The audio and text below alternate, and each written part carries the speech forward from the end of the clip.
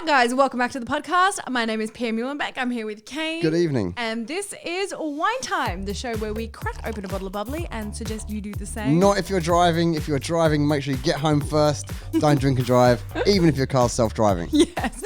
And join us as we chat through the week that was. So we've got some new sections on the podcast today. I did promise them last week and Pia challenged me. She said that they weren't any and I was just making it up for the podcast, but I wasn't. There are new sections and I have replaced conspiracy theories this week. Okay. Only I'm for excited. this week. Reason being, conspiracy theories take a bit of time to research because I need to make sure that I'm not just spewing lies. Yeah. I don't want to get cancelled, so Yeah. I have to make sure. It's a dangerous game, this podcasting game. You could be saying something, you put one tiny little foot wrong and it's a disaster. I know, I'm already worried about like the stuff we talk about and how irreverent, not you, maybe me is. Yeah, I'm not the problem here. I am concerned that one day the Daily Mail is just going to go, Kane Uh-oh. Vado said this, cancel him now. Yes. Yeah. It's all right. You haven't been cancelled yet. It might be fun. Maybe that's because no one at Daily Mail listens. That's probably why. I wait for people to start tagging me, then I'll be really worried. So one of the first sections I want to talk about, or one of the new sections that we've discussed, is what we're watching on Disney. It's because we've become a little bit of Disney addicted over the last couple of months. I'd say COVID. I'd say this is another result of COVID. We used to actually do stuff. Not anymore. Now we've become Netflix connoisseurs. Well, yeah, I guess we have been stuck home a bit. Obviously, we had some issues with muesli, and then we had to stay at home a little bit longer. And then obviously before that, there was the pandemic, so we had spent our time. But the shows we want to talk about today are actually new shows. Yes. They're not old. That's right. Oh, right. We're not yeah. going back to Tiger King. Okay. Guys, you need to check out this show. It's called Tiger King. It's like this random dude that has lions and tigers in his garden. Tiger King seems like such a long time ago. Oh my God, I know. Like literally years ago. It actually was years ago though, so that makes sense. Was it 2020? I think so. Yeah.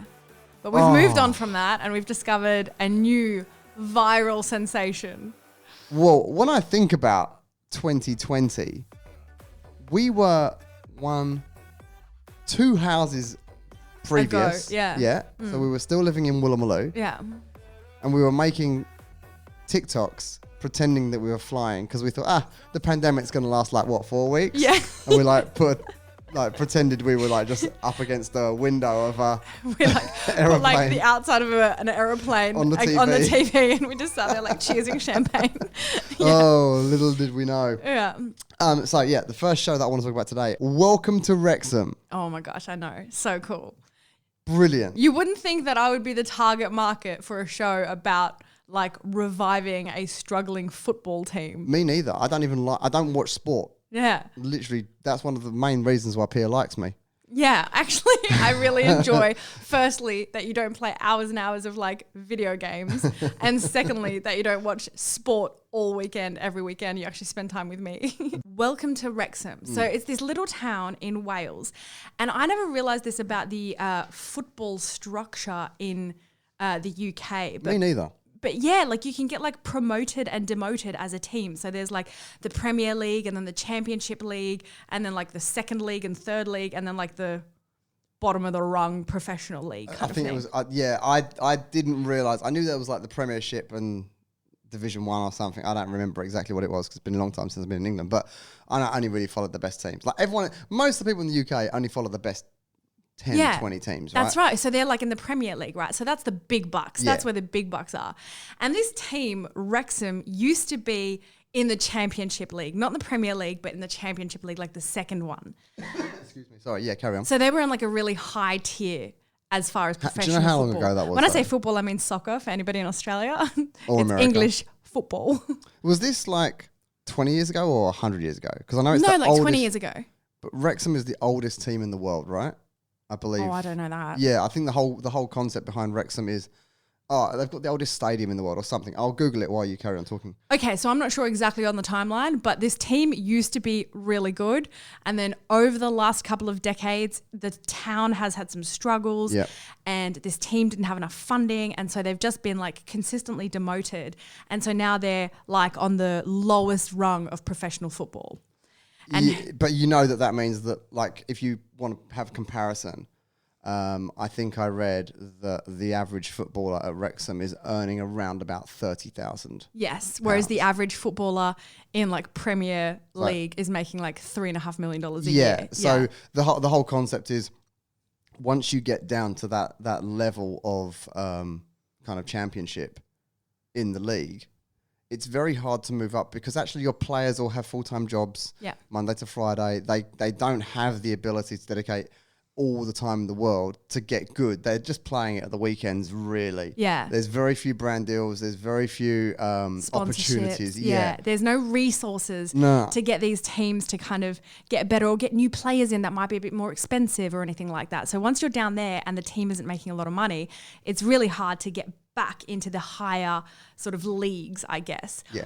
But Wrexham, this little town in Wales, has had like a little turn of events where Ryan Reynolds and what's the other guy's name? So it's the guy from It's Always Sunny in Philadelphia. Yeah, what's his which name? is one of the best shows in the world. Also, if you haven't watched that, that's a good show. I'm have to read it off my screen because I can't say it. Rob, I can say that word. Rob. McElhenney. I think it's McElhenney. Oh yeah. Yeah, so he's one of the guys in It's Always Sunny in Philadelphia. Yeah. And he never actually met Ryan Reynolds. I can say this because you've probably all seen episode 1 by now. We won't give away too many spoilers. But he's never actually met Ryan Reynolds, but they both had this vision to buy a team. And so that's what they did. Yeah. So they've bought the Wrexham football team. Which apparently, according to Google, is the 3rd oldest football team in the world. Oh, wow. I thought it was... I recall there being something about it being like the oldest... The stadium is like 184 years old or something. Maybe it was the stadium that's the oldest in the world? Maybe also the team. In England, sorry? Yeah, I'm not sure, but there's definitely some heritage there. It's derelict. Like, you wouldn't... Look, I hope no one from Wrexham's listening, but if I went to the stadium... I've been to like some stadiums in Australia and they're okay, but you know, you don't want to sit there for hours. They're a bit uncomfy. This one in Wrexham is just like... Yeah, it needs some TLC. You touch the paint, you might catch something because it's like all sharp and what's it called when you cut yourself? Is it like rust? No, yeah, when you tetanus, you get like you'll touch something, you get tetanus over there. Yeah. But get this, he paid £2 million for the whole team. That's crazy, right? They don't even reveal that in the show, do they? The purchase price? No, I don't think so.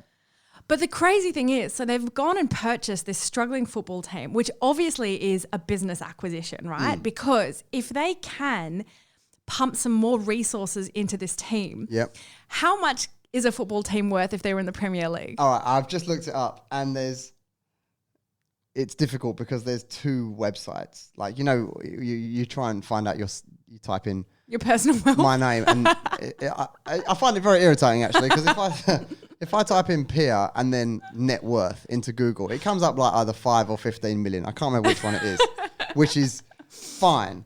You type me in, it comes up $700. I know. And I don't know where they're getting those facts from.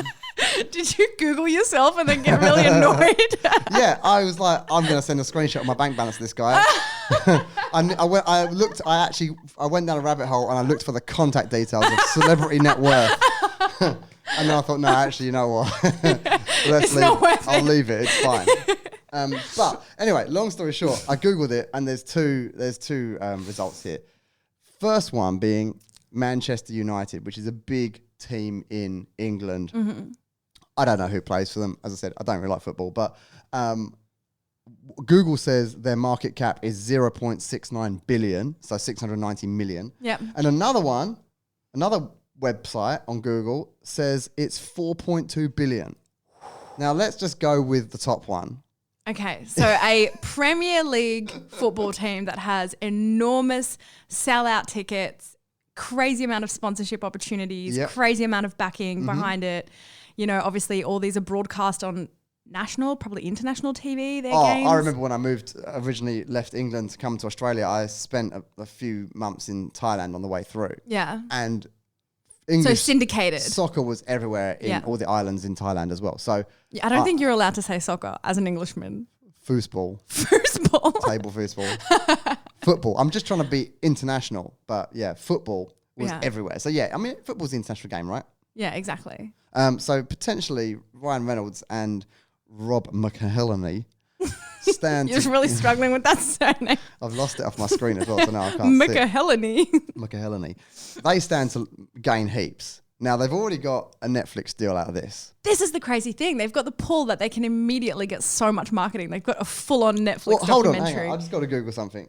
How much did Ryan Reynolds... What was that film that Ryan Reynolds made recently? Guy? That guy? Free Guy. Free Guy. No, I'm thinking of the Netflix one where he went back and met himself as a kid. Doesn't matter. We'll use Free Guy. Okay, how much money does Ryan Reynolds make per movie? Oh, well, that's weird. He has a base salary of $2 million. Okay, well, that actually for the... I don't think that's real.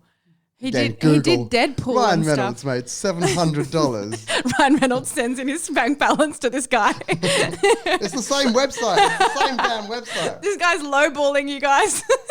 Oh, man. It's a cool Ryan. Yeah, have a little powwow. So, anyway, let's assume... All right, this is actually pretty good. Let's assume he does only make $2 million per movie, which I know he's probably on $20 million. Let's say he makes $2 million. That's probably the amount that Netflix have paid him for this Netflix show. Yeah. Welcome to Wrexham. Yeah. So the fact that he's committed to making a show about trying to get this football team off the ground has paid for the football team. Yeah, exactly. This is amazing. And given the football team, because I realised, I never really thought about it much, but what they were saying in there is that essentially this football team, because it's not syndicated on TV, it doesn't have huge merch sales or anything like that. It pretty much gets all of its revenue from ticket sales of their actual games. And they had none during COVID, I'd imagine. Exactly. So a big reason why they've been struggling so much. But you imagine how many more people are interested in going to a game now with Wrexham. For some reason, honestly, I was like, if they get into the next league, I want to go to England and go to a Wrexham game. But this is the thing. So if they can get their ticket sales up, which invariably Ryan Reynolds and Rob McElhenney will be able to do, they're going to get better salaries. Yeah. So the footballers that are already existing will play better or try harder. Maybe some of them... Just try harder. No, they might be able to quit their jobs and their day jobs. They might be able to dedicate more of their time to training. And actually get good. And then also the other knock-on effect is that they'll be able to hire more players from other clubs that might be a bit better, and kind of, a rising tide causes all ships to rise. Better management team, better equipment, better training facilities, better salaries. Even just you're right there. Better salaries. Do you want some Gaviscon? Sorry. I mean, even just a lick of paint would be great. Yeah. On the stadium. Like, it really is like... Yeah. And I think what I saw, again, I don't want to give too much away for anyone that hasn't seen it, but definitely go watch it. The one thing that I realised was the whole town. I think it used to be a mining town, like every major small town in UK. Obviously, that's gone now.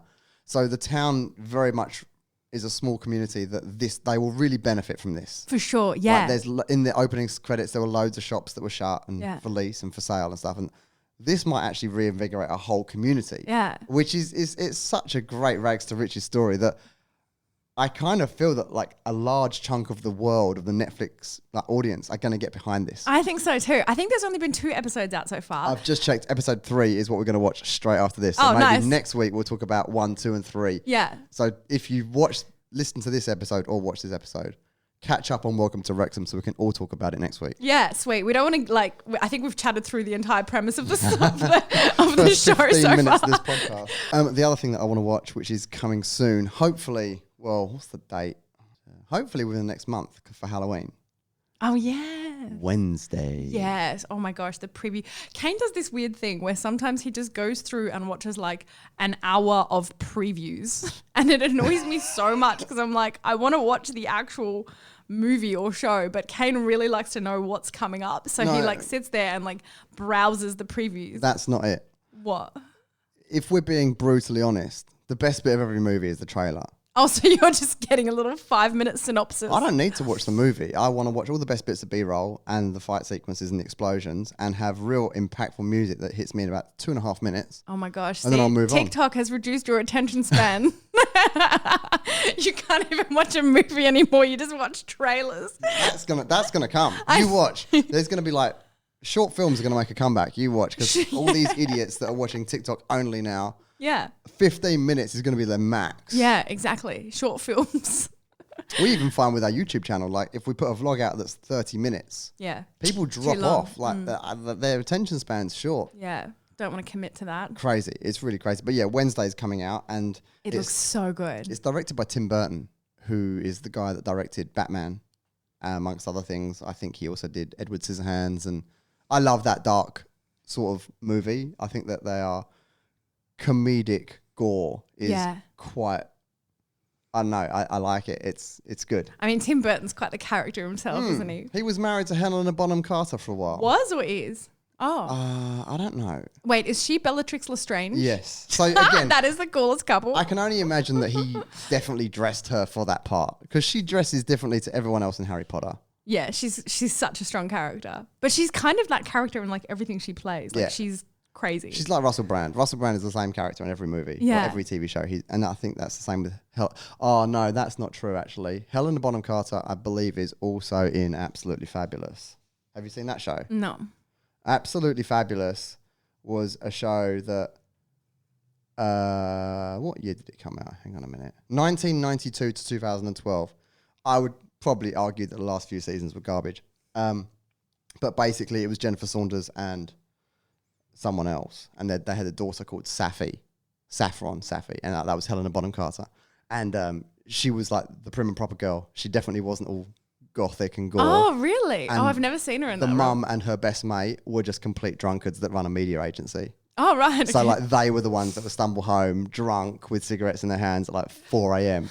And the Helena Bonham Carter would be there kind of making them porridge to try and get them sober so they could go back to work. Oh, really? Yeah, it's a good show. Right. So yeah, definitely recommend watching that one as well. So yeah, well, we've deviated quite a lot. But yeah, Wednesday looks really good. I want to watch it. It's piqued my interest. Oh, I've just realised there is a reason why Saffy in Absolutely Fabulous isn't all gothic and weird. Why? It isn't Helena Bonham Carter. Oh, are you serious? No, it's someone called Julia Sawahala. So a completely different person. Yeah, they look the same though, but different people. All white people look the same to me. Yeah, different person, but I don't know. Yeah, still watch it if you want. If you're bored, it's a good show to watch. Well, Absolutely Fabulous. Yeah. That's a bit of a throwback. Okay, well that definitely ends our TV review for this week. Next week we're going to review Welcome to Wrexham episode 3. Okay, sounds cool. The one thing I find really interesting about following Ryan Reynolds in particular as an actor is because I feel like he's really branched out into so many different business ventures that I guess he is helping turn into a success because he has such a public profile and because he's so likable. His ads are so funny and these brands that he invests in or buys just blow up and do so well. But I think a large amount of his personal wealth comes from his business endeavors rather than just his movie deals. So he's got Aviation Gin, which alcohol always makes money. It's a license to print money because if you like it, you buy it again. Is it though? Because I don't know. We went to a beer and cider festival the other day, and the amount of different brands that there are. I guess it always makes money if you're Ryan Reynolds. Yeah, I think that's the point, and that's why I have high hopes for the Wrexham Football Club because there's a million media buying companies out there, especially in TV as well. Like TV is kind of old, isn't it, in comparison to everything else? But he's got a media buying company called Mountain, which, from what I can see, is doing really well because Ryan Reynolds does the ads. Oh. Yeah. There's a load of competition in the mobile network space, but he owns Mint Mobile. Yeah. And that, from what I can see, is doing really well again because he does the ads. Yeah. Then he's got Aviation Gin and he oftentimes brings in Hugh Jackman. Yes, for the ads, and they have this kind of beef because Hugh Jackman has a coffee brand. So like they kind of have a little bit of beef. They've got very good on-air chemistry as well. Yeah. So I think that everything he touches at the moment turns to gold. He's a bit like The Rock. Yeah. I love it though. I find watching his approach to business so interesting because I just think you can only make so many movies a year, really. I mean, what is it, 2? Can you do 2? I don't know how long it takes to make a movie. I think The Rock makes like 6 movies a year. Yeah, but they're all green screen movies now. Like they're terrible. Yeah. So like that's it. Like how much time have you got to make movies? Whereas if you can like dedicate some attention to different businesses and like make this empire, I think he's huge now. And now Blake Lively also has a brand that is yes, is genius. Like mixes, I guess. The stuff to put with the Aviation Gin. Yeah. It's like spritz. Yeah, sort so of stuff. clever. And they just keep like kind of one-upping each other with their ads and stuff. And I saw something where they basically took out 2 bus ads next to each other. Yeah. And they were like very obviously competing, but they were 2 Husband and wife. full-size buses just driving the street, like having jabs at each other. It's very, very good. Yeah, it's really good. But he's worth 180 million, and I reckon a lot of that has come from his Business outside interests. of. I mean, you look at what's that girl's name that has Honest Co. Jessica Alba. Like her, I know she only owns a fraction of Honest Co, but that company's worth 8 billion. Yes. And what's like, okay, I know she was great in Honey. No, she wasn't. No, you like Jessica Alba because you look a bit like her. That's it. No! She thinks she looks a bit like her. Oh my God.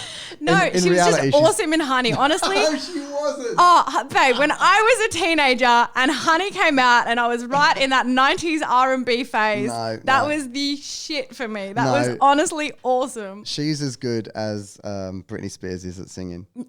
At dancing. At whatever she did, acting, dancing. It was very average. Okay, so what I'm saying is I don't think her acting career blew up to the height of heights.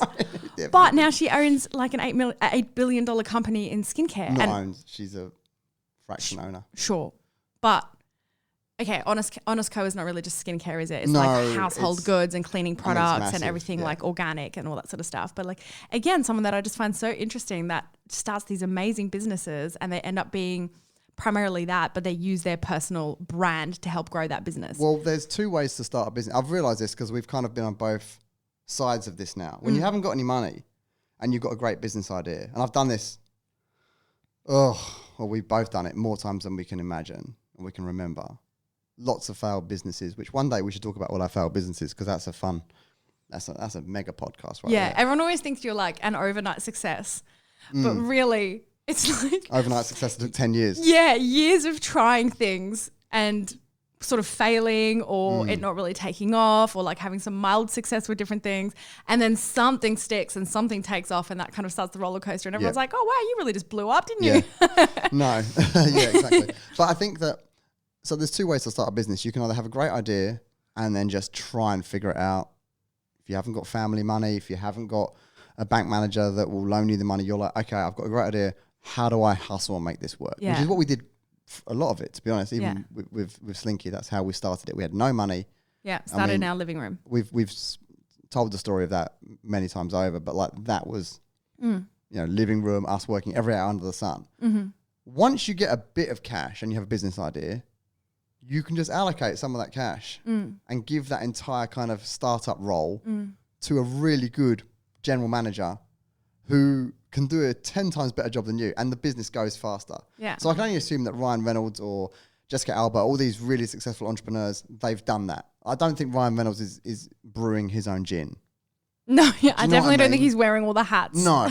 Whereas when you start out and you haven't got money, you are wearing all the hats. Yeah. I'm pretty certain he went, all right, great, we need a design company to come up with a logo. Yeah. We're going to call it this. I want it to taste like this. You guys go and make it taste good. You go and make a logo. Let's meet again in 4 weeks when I'm back in the country. Yeah, and he adds his personal strength to it, which might be funding and it might be his brand. So that's a great way for someone of that level to invest in a business. But if he does that, obviously he's doing that. He isn't teaching these guys at Wrexham how to play football. No, that's right. But if he does this successfully, he might, this £2 million investment, he might turn it into like 200 million. Yeah. If the top one's minimum 640 million, like if he gets anywhere near the top, he's like him and this Rob guy, they're going to make stacks. Yeah. I mean, it's a bit of a gamble, right? But like, what a fun concept for a business. Are there any like really derelict football teams in Australia? I'm asking for a mate. I've got about $5,000. Oh no, I've got $700 according to the internet. Let's see what we can get. All right, let me ask you this: if you had $100,000 now to invest as you, so you didn't have to do the work, you just had to put the money somewhere, where would you put the money? Okay, so my headspace at the moment, because we have we're already invested in a business called Change. Mm-hmm. Because of that, I think right now my goal is to build more property. Yep. And more stocks. stocks and shares. So at the moment, I'm kind of loving an approach to growing business that doesn't actually mean that I have to do all of the legwork, but I can actually invest in things that I've researched and I can see are going in the right direction. Yep.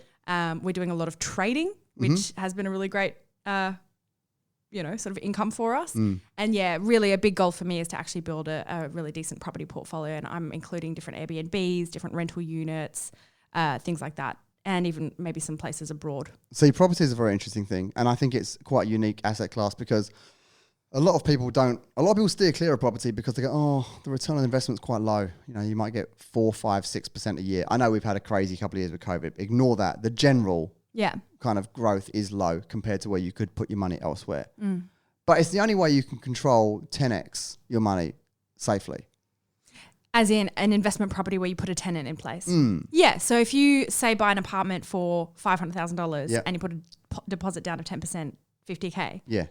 Then over the next 20, 30 years, someone else is renting out that property. If you can get the rent to cover the mortgage, you're actually controlling with that 50K, 500K. That's such an important point. You're controlling $500,000 with 50K. Yeah. Most people can't afford to buy $500,000 worth of Tesla shares. Yeah. Like 99.9% of the people in the world can't. Yeah. But you pull back on drinking for a couple of years. You don't go to one nice restaurant a week. Yeah. Or 2 years. Or you get a pay rise, or you get a bonus, or something. Yeah. I'm not belittling the value of 50K, but you can save 50K and then immediately put a deposit down and control $500,000. Yeah, I think in the last couple of years, I've really wrapped my head around the idea of good debt. I used to always be of the mind like, okay, I want to have my mortgage paid off as fast as possible. I never want to have a credit card. I never want to have any loans. Like I always wanted to own everything I have outright. Yep. And I've just done a lot more research about what you can do with the correct mortgages. Yes. Obviously it's got to be, it's got to be the sort of a correct purchase in terms of a property. Yeah. But yeah, good debt does exist. And then a lot of like really wealthy people actually, use the equity in their properties to then buy the next property and things like that. So they never actually have to use their income for these purchases. Well, yeah, it's very interesting because if you are, let's say you put 50K down on your investment property and then someone else moves in, a tenant moves in, or even better, you buy an investment property in a hotel like where we are. Suddenly you're doing day rentals rather than long-term yearly rentals. A day rental, let me tell you, earns up to 6 to 10 times more over.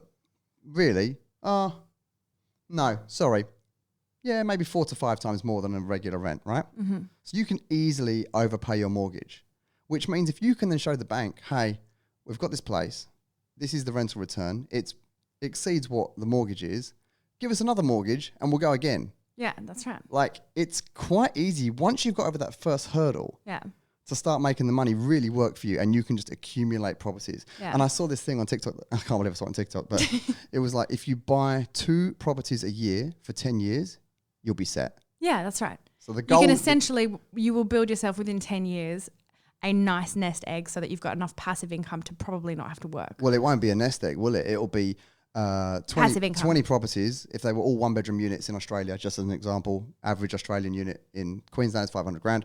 So 20 units, you'd have $10 million worth of property. Yeah. Is that correct? Yeah, 10 mil. You can either sell that when you need to. Now, let me tell you, in 20 years' time, when you want to retire, that might be worth significantly more than 10 mil. What did I say? 20 properties, 20 families, individuals, couples, whatever, paying down your mortgage for you. Yes, that's right. So you've actually only committed $1 million to pull out. To control 10. 10. That's right. But not to control 10. At the end of the term, you have 10. You That's have right. $10 million. Like, might take 20, 30 years for sure. Yeah, but if you're 20 or 30 years old, you plan for that that's now. significant. Like your pension is done. Yeah. You probably could retire early, firstly, because we're not even taking in consideration the fact that house prices always go up. That's not always, sorry. Generally. Historically, every 10 years, house prices have gone up. Obviously, there are massive ebbs and flows within that. You know, I think right now we're actually experiencing a downturn in house prices. Great time to buy. Yeah. Really? Like, that's the reality. I know it sucks because everyone's house prices are down, but if you've saved a bit of money, probably better to put it into a property. Not financial advice, by the way. I also saw this thing, I don't even remember who was talking about it, but essentially it's quite important to try to get into the real estate market and buy property, because potentially over the next 10 years, there are so many corporations now coming in and buying mass property that it's just becoming harder and harder for the average person to actually even get into the property market in the first place. And that's by design as well. These big, I don't want to say the names of the companies, but probably your... Where you get struck down. Oh, I reckon someone will shoot me if this podcast goes really gangbusters. Yeah, but essentially there are corporate investors now that are buying residential properties everywhere, raising the prices of all the rents, so that everyone is just unable to buy the property and also has to pay a crazy amount of rent. So it's probably, if you can work towards it, it's probably a good idea to try and get in the market. Yeah, honestly, I know everyone's decided that this year is their year to go and spend all of their savings on holidays because they've been locked down for 2 years, but like far better idea to invest. Seriously, the world's going nuts. The World Economic Forum are trying to push this agenda of you will own nothing and you'll be happy. Like, well, they still own loads of stuff. So, you know, there's one rule for them and one rule for us. And really, I think the goal for everyone this year and next year should be to try and own stuff. Yeah. I'm not talking about Gucci bags or expensive diamond rings. I'm literally talking about assets, land and property that is tangible. I think it's really important. It's also a form of forced saving for a lot of people, because historically people in general, their nature is that they can't save, that they don't save. Yeah. Or they save a very small percentage of their money. The world's out there. You're tempted to spend your money at every step of the way. Yeah, but you know what people are really good at? Meeting their mortgage repayments. And a chunk of the mortgage repayment is a forced saving. It adds to the equity in your property. Well, if you're paying down your own mortgage, you're investing in yourself. That's right. Whereas if you're renting, you're paying someone else's savings down. That's or right. You're giving them more savings. Yeah, exactly. Yeah, that's a good point. You know that if I had 100K to spend, I'd be a bit different. Lambo! We see this watch here, right? No. I have a different approach. I think your approach is great. I'm not going to knock it. And obviously, Pia being the wife means we are doing her approach. But my approach is different because I feel that I love electric cars. I don't think that surprises anyone. But you can't create an electric car for, say, 100 grand. Right. You couldn't even figure out how to make one. It wouldn't be safe. You couldn't market it, blah, blah, blah. But I love electric cars. So if I have 100K, I can invest into what I love. And if you genuinely believe in something, like I believe in solar and I believe in electric cars. And I'm actually looking at this solar company that also extracts water from even the driest air. So that could be something that gets rid of drought in the next 10 years, right? Mm-hmm. If you invest in that, a company that you think, wow, that's cool. I wish I'd thought of that. Yeah. You don't have to say, I wish I'd thought of it. You just have to invest in it because now I own a part of Tesla. Yeah. I own a part of one of the greatest car companies in the world. Yeah. Literally. Like, that's cool. Yeah. So that from my perspective, if you have an active interest in certain businesses or certain verticals of business, that's a nice way to invest where you can feel like you're putting your money in the right spot. Yeah, exactly. And Kane has a really interesting strategy with his investing that is essentially you're looking for these businesses that just make the air cleaner. Yeah. If the air doesn't end up being cleaner, I won't invest in it. Yeah. Now, so you're looking at like future renewable energies, But even like little planter boxes where I can grow my own veggies at home. Yeah. That's a good investment. Yeah. If you're helping people grow plants or grow trees, make the air cleaner, that's great. Yeah. And I know that there's a lot of talk about electric cars being bad in the production process, but that will get better. Yeah, that's right. Well, it's all recyclable, right? And also, as we get better, people always argue with me. They go, but to dig the lithium out of the ground to make the batteries, we're using petrol diggers. It's like, yeah, but obviously now, but when we've got enough batteries to make the diggers battery powered, we won't, and once we've got enough batteries to charge them by solar, we won't need to dig for coal anymore. So a lot of people think it's an all or nothing thing, but I do believe the general direction of going towards a sustainable battery powered community is definitely better than digging up coal. Mm-hmm. Because if you think about it, this is great. This should be a snippet. Someone's going to snippet this. It's going to go viral. You're going to say something profound. Yeah, this is very profound. The sun, millions and billions of years ago, the sun created plants. Mm-hmm. Yeah. herbivore dinosaurs, herbivore animals ate those plants. Carnivore dinosaurs and carnivore dinosaurs, saber-toothed tigers, T-Rexes, whatever, they ate the herbivores, right? Yeah. Then something happened. Peter thinks it's a meteorite. Sure. They all died. Got squashed for millions of years, created fossil fuels. Yeah. Fossil fuel is basically dinosaurs and plants. Yeah. Squashed. But let's not forget they all got their power originally from the plants from the sun. Yes. I would rather hop, skip and a jump the 3 billion trillion years. Digging up fossil fuels. Yeah. And just go straight to the nuclear reactor in the sky and go, you know what, let's take some of that. That seems like a shorter journey. Source, straight to the source. Straight to the source, solar panel, boom, battery, let's go. Yeah. Seems stupid. Like, it seems like a very long-winded approach. Yeah, absolutely. And I don't know why people don't see that. Like, it's... Because of huge business interests. Everyone does see it, but Yeah. renewable energy historically has been quashed. Yeah, maybe. But I don't think that's really the case anymore. I think the world is starting to change. But it's an interesting investment approach that you have. It is interesting with the electric car stuff because they're saying that we're going to run out of lithium to mine in 5 or 6 years. Right.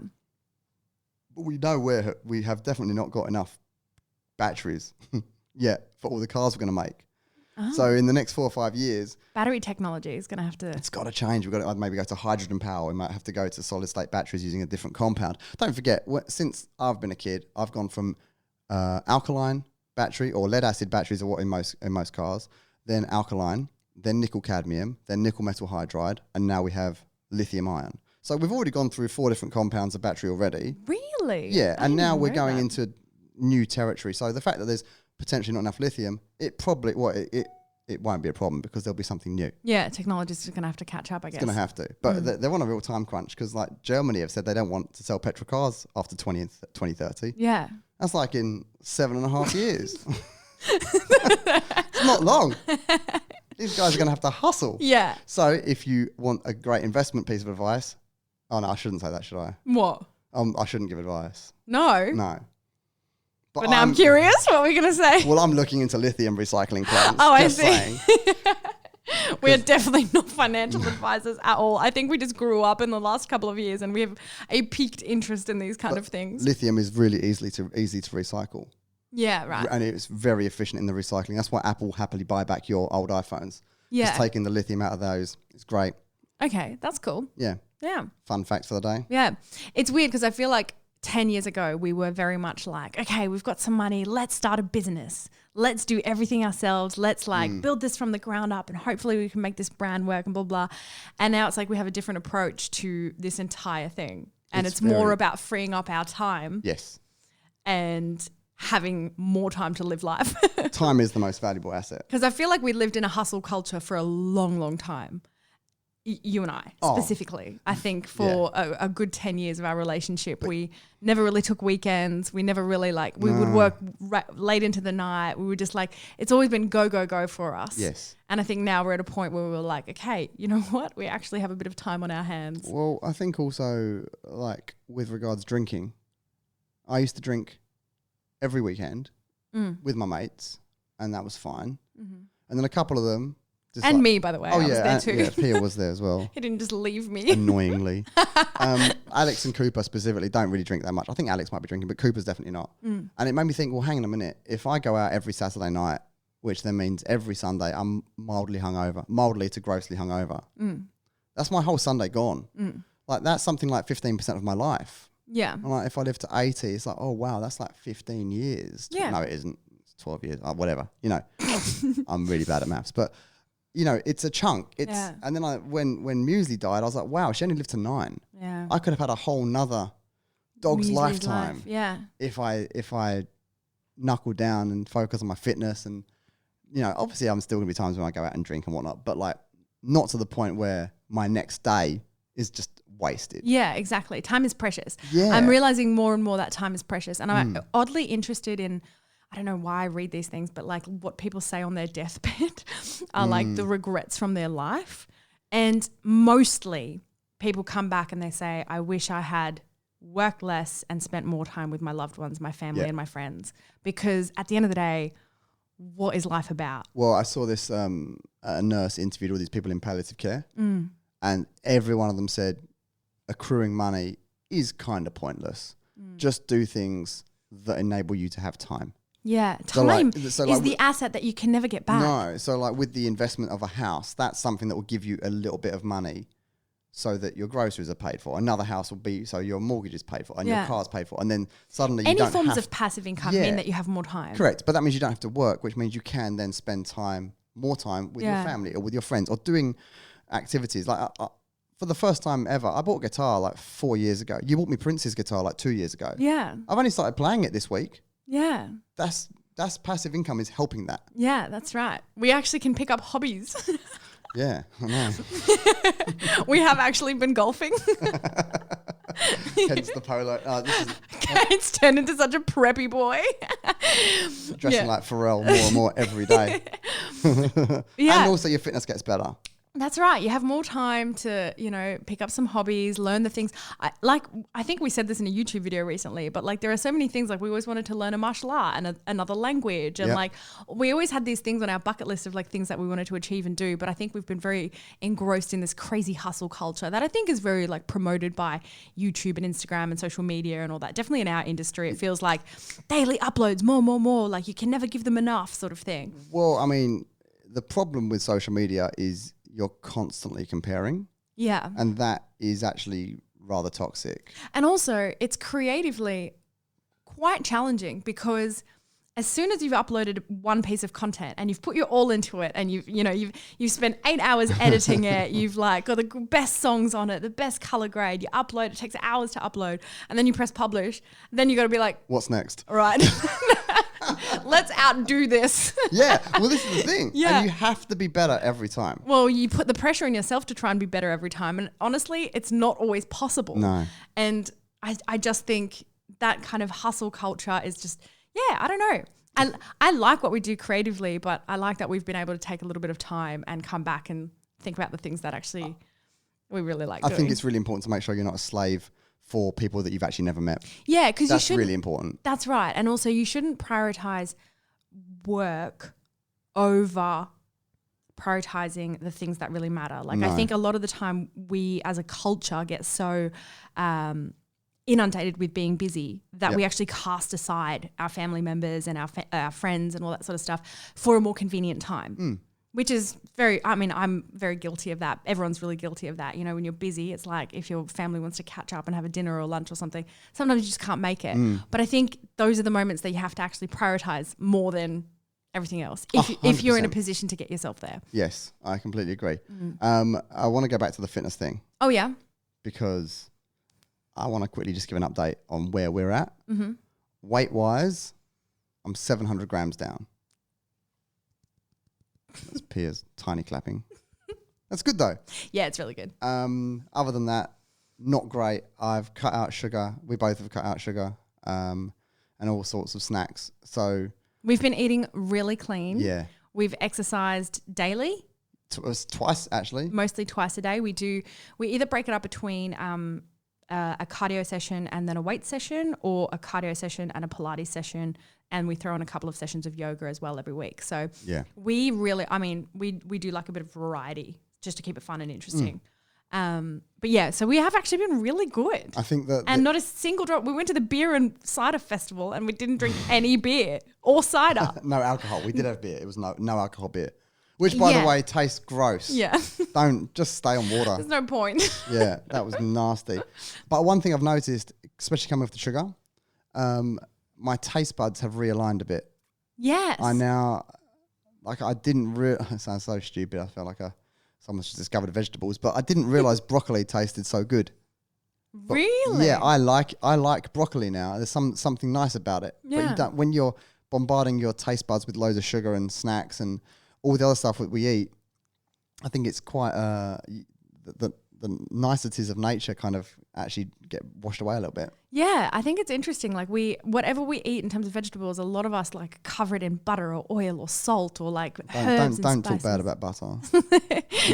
But like you're right, we kind of cover that. We mask the flavor of the natural vegetable. Yeah, absolutely. With a whole bunch of flavorings, and actually, if you strip it back a little bit, it's actually beautiful. Yeah, it's it reminds me of that. Ages ago, I watched Penn Jillette. The magician. Yeah, the magician, like from Penn and Teller. And he gave this rundown of how he lost, I think he lost like 100 pounds or something absolutely insane. I think he was a big guy. He was dangerously overweight. I think there was some issue with his, the doctor said he wasn't going to live to see his kid go to school or something like that. Yeah. I think that's what it was. Yeah. And so he did this it was quite an extreme approach because he was in some serious health issues. Like he had to lose weight quite fast. But what he did is for 2 weeks, he ate nothing but potatoes. And I don't mean like potato chips, mashed potato, potato gratin, none of that. Literally whole potatoes Just with to the skin on. reset his body. Yeah, with the skin on, with no butter, no salt, nothing added and nothing subtracted is what he said. Yeah. So just whole potatoes, boiled or baked. Wow. And he did that for 2 or 3 weeks. And then after that, he had a cup of corn. But it was amazing. And he's like, it was candy. It was literally just the most flavorful vegetable. It was sweet and salty, and it was just an explosion of flavor for him. I mean, we know what corn is. It's corn.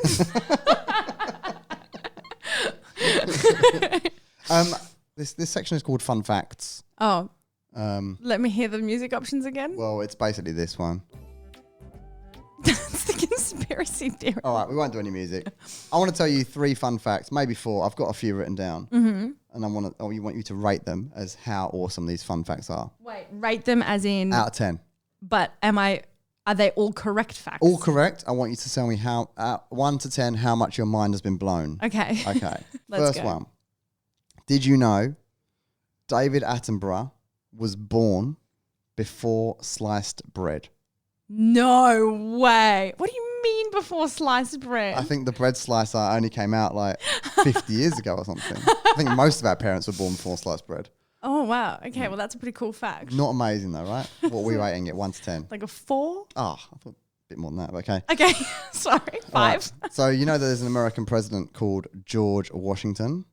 Yes. He died in 1799. Whoa. No, that isn't the fun fact. Oh. That's part of the pre-fact. Okay, I thought I had to ham up because you didn't like my previous rating. No. Dinosaurs weren't discovered until 1824. Oh. So George Washington, President of the United States of America, never knew that dinosaurs existed. Whoa, that's crazy. Doesn't that make you realize how short time is in the grand scale of like the planet and the universe? Like it's so inconsequential. So wait, when was like the Constitution written and stuff? I don't know. Was this all based on like no knowledge of dinosaurs? I don't know. I just got this off Reddit like 10 minutes ago. I have no idea. That's a really cool fact. That is actually a mind-blowing fact. I didn't know the knowledge of dinosaurs was like a recent discovery. It's a party in the fact. grand scheme It's a party fact. A party fact. Yeah. Okay, cool. I rate that one an 8. Oh, okay. So we've gone from 4 to 8. Mm-hmm. Well, don't go too high. I'm saving the best for last. I like dinosaurs more than sliced bread. So do I, actually. Well, this next one's dinosaur-based as well, so that's good. Cool. Ancient Egypt, all the Romans. Did the Romans live in Egypt? Or was that... I think that was the Egyptians, you'll find. I think the Romans lived in Rome. All right, I'll start again. Ancient Egypt and woolly mammoths both existed at the same time. I can't believe that. I thought woolly mammoths were like Ice Age. They were, but a few of them survived.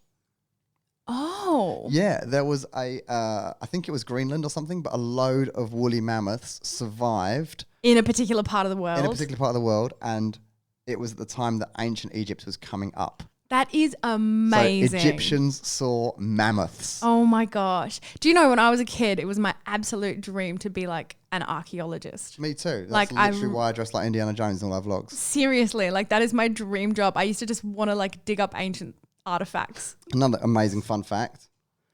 This is what I'm going to close on, so hopefully this gets the best rating. Oh wait, I didn't rate that. Wait, what was the fact there? That they're bringing back the woolly mammoth? No, that ancient Egypt and mammoths existed at the same time. Okay, mind blown again. Out of 10? 8.5. Ooh, okay. These are good party facts. I need more things to small talk with people about. Well, this is the one. This is the one I think you're going to love. You know that feeling you get when you get up too fast and you feel dizzy? Yeah. Do you know? If you squeeze and release your buttocks, it will stop. It will stop the dizziness instantly. I Are you serious? 100% fact. Okay. I tried it. I lay on the bed upside down. You tried it? I lay with my head off the bed for like 10 minutes and I stood up real fast and I was like, and it went away. Like 5 seconds, I was back to normal. Oh my God, Kane's cured of vertigo. Squeeze your butthole. Oh my God, okay, that's the top fact. All right, great. That's a what 10 out of 10 fact in my opinion. That is useful. All right, guys, that's we're going to wrap up today's podcast. Our batteries are starting to run really low, That so I one's think flashing, we need to. by the way. Yeah. So we are going to wrap it up and see you guys next week. Let us know if you liked the new segment of Funnest Facts. Yeah, that's literally the best name I could give it. I liked it. Yeah, I think it's better than the conspiracy theories because they won't get me in trouble. Yeah, that's right. Just good old-fashioned fun facts. Love it. All right, we'll see you guys next week. Bye. Bye.